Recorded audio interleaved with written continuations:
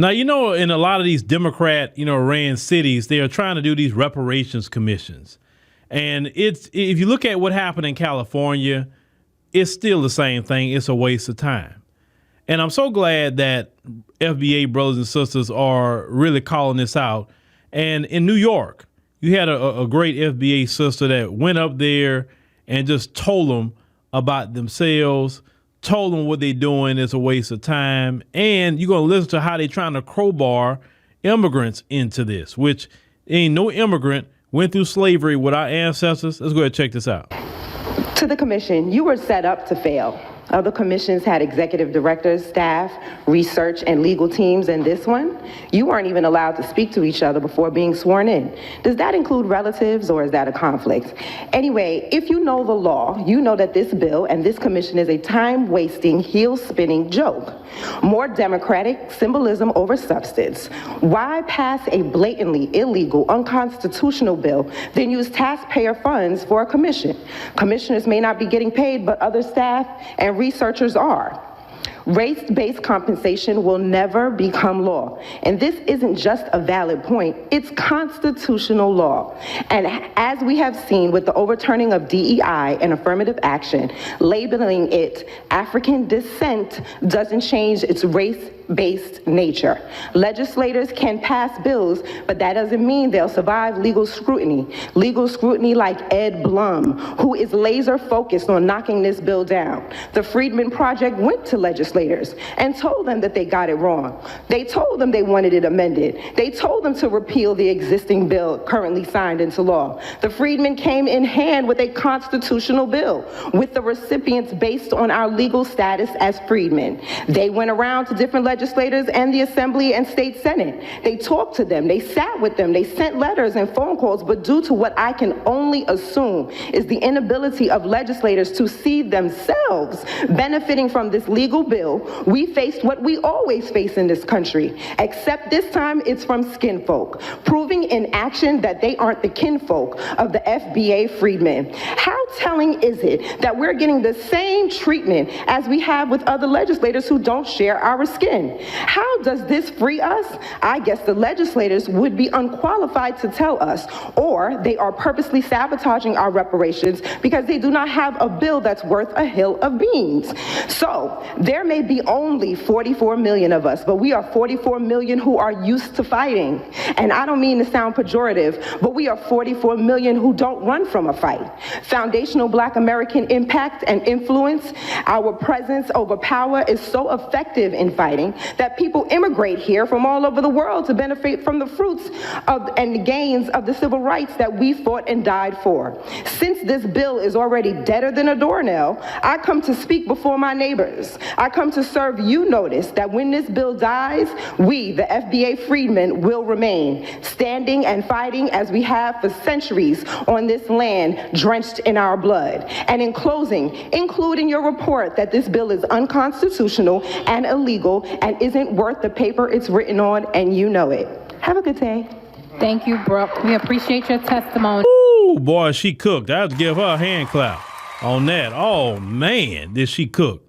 Like, see, let me tell y'all something. What this sister said was just so spot on. And let me tell you something. We need more people like that out there in these cities. Come and deliver that message and let them know that, see, the worst thing they could have gave black folk was access to each other and access to the internet.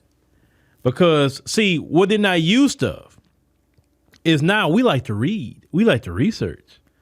We like to find out about the law. We like to find out about the Constitution. And so when we do talk to you, it's going to be with something of education. It's not going to be just talking out your head. See, that previous generation, they could have did this. And it'd have been okay, yeah, black people, and no, she said African descent, trying to crowbar in immigrants, right? And then the Democrats were like, yeah, we passed reparations, come vote for us. And then when the Republicans go to court on it, they were like, oh, man, well, we tried, but man, the mean old Republicans struck it down. But they knew when they set it up that way, it was going to get struck down. So they playing both sides. The Democrats know what they're doing when they're trying to make it race-based. They know good and well it has to be lineage based. They know that. And the term freedman is a term for us that's already in the federal language. We had a Freedmen's Bureau, right? So it has to be for the freedmen. You have to put that language. You can't say black. You can't say African American. You can't say anything like that. You have to say freedman. You have to say lineage based. Because if you do it off of color, it's going to get struck down. And if you did it off of color, well, anybody can come in and say I'm black. I just saw a story the other day. Had some white people talking about, oh, we did our DNA, found out we was 2% Nigerian. So then they went to Nigeria telling people, hey, I'm 2% Nigerian. And then they went over there getting some little plaque from them and dressing some Nigerian clothes. I shook my head at that. 2% of anything is not what it is. But that's what they'll be doing. If they allowed it to be race-based, you'll have white folk saying, hey, I'm 3% black. That means that whatever the payout is, I should at least get 3% of it. Hey, it shows I'm 10%. So I should, whatever the payout is, I should at least get 10%. Isn't it for all people who got lineage as black? So no. You got to have it to be lineage based, period. And we need brothers and sisters to go to those commission meetings, to listen intently and get up there and check them and say, it also it's not reparations if it's not cash payments. Something else they like to tell you, these shills, we can't put a number on our pain. Oh, yes, we can. Yes, we can. Courts do it every day. It's called restitution. Courts say, hey, you did this to this victim, so we're going to order you to pay $500,000 in restitution. Oh, you can put a number on pain. You sure can. Don't let them shills tell you what, you can't put no number on that. Oh, yes, you can. Courts do it all the time.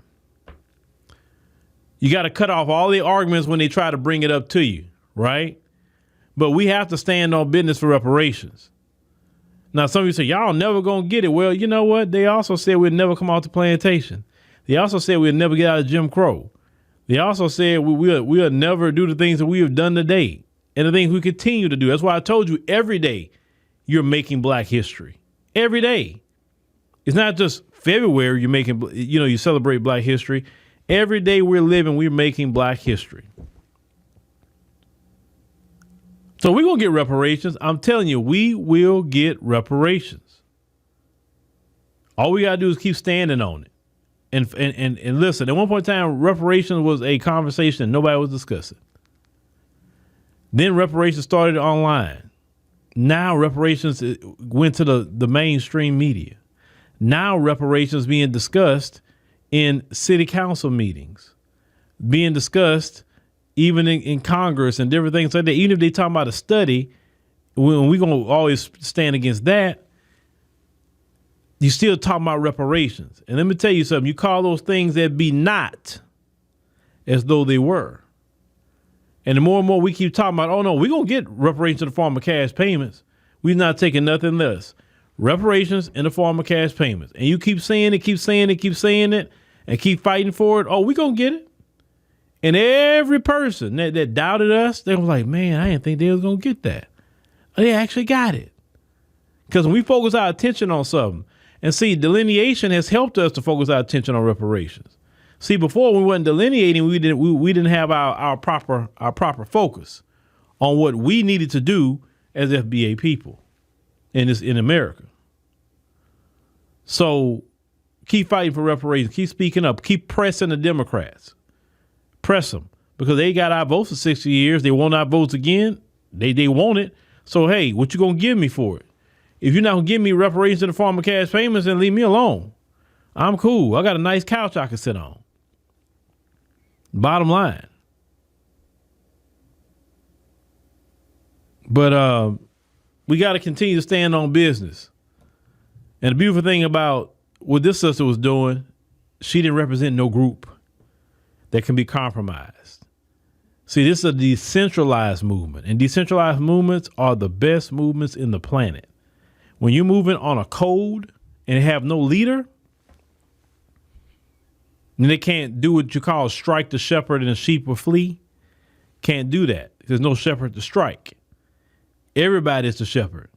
You understand? And when everybody's the shepherd and everybody's staying on code, it's a little bit harder to deal with. And that's a beautiful thing. Keep standing on business, FBA family.